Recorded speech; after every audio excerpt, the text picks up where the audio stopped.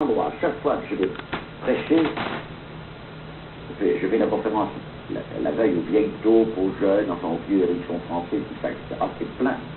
Et le lendemain, l'église est pleine. Le curé, lui, veut présider le ministre, veut présider l'Eucharistie. Vous savez, la théologie de l'église dit que le prêtre qui prêche doit normalement présider l'Eucharistie. Non, non, il veut présider le curé. Il n'y a qu'en Charente, paraît-il, que ça existe. Quand j'ai fêté mes 20 ans de sacerdoce à Rochefort-sur-Mer, le curé, pourtant c'était un copain de classe, a absolument voulu présider l'Eucharistie. J'étais furieux. J'aurais dû lui arracher le micro parce que là, je manquais de culot. Maintenant, je lui prendrais d'office le truc.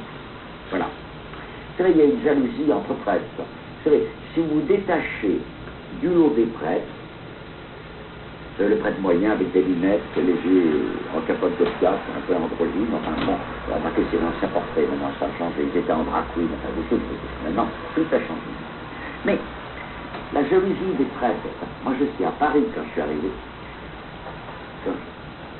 j'étais en Algérie d'abord, j'arrive à Paris là, 39 ans, quand les prêtres m'ont vu, mon look, ma gueule, mon langage, et qui c'est ce mec? Voilà. Je suis resté comme je suis. Beaucoup de prêtres, j'ai appris après, disaient, il va se casser la gueule, c'est obligé. Voilà.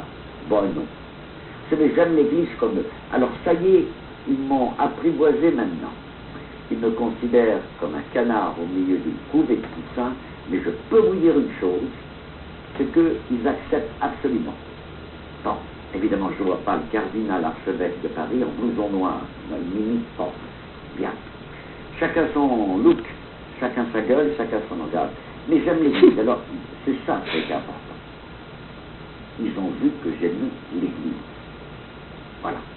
Ils pensaient que j'allais dire l'église, c'est enfoiré, j'en ai ras-le-bol, je quitte l'église. Non, j'aime l'église. J'aime ce vieux sanglier de Benoît XVI, que vous dites. Ben oui, et voilà. Vous avez vu qu'il a des cheveux blancs d'ailleurs. Il a des cheveux blancs depuis qu'il m'a vu en blouson noir au Vatican. Il m'a reçu. Voilà.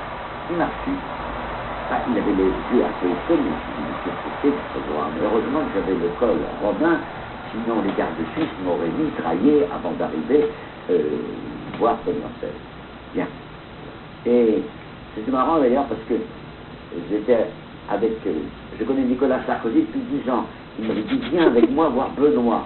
Alors je suis allé voir, alors Sarkozy me présente au pape, d'abord il met sa main sur le dos du pape, c'est un crime de lèse-sainteté, enfin c'est Sarkozy.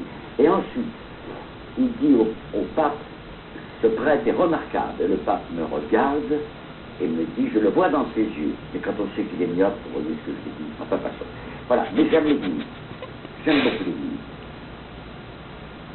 Le mystère de l'église est donné par nous tous, prêtres et laïcs d'église. Mais les prêtres, notamment, il est donné simplement avec nos gueules différentes, nos looks différents. Voilà. Aimez bien vos prêtres, respectez-les. Simplement ça. Voilà. Je voulais vous raconter ça parce que c'est assez chouette, c'est assez marrant, et vous dire que j'ai vécu ça. J'ai vécu ça profondément dans ma chambre maritime natale, avec les acheteurs, les domaines que je retrouve ici, et je vous bénis, Québécois, au nom du Père et du Fils et du Saint-Esprit, vous qui venez de la France lointaine et qui l'aimez tant. Amen. Je vous salue Marie, pleine de grâce, le Seigneur est avec vous.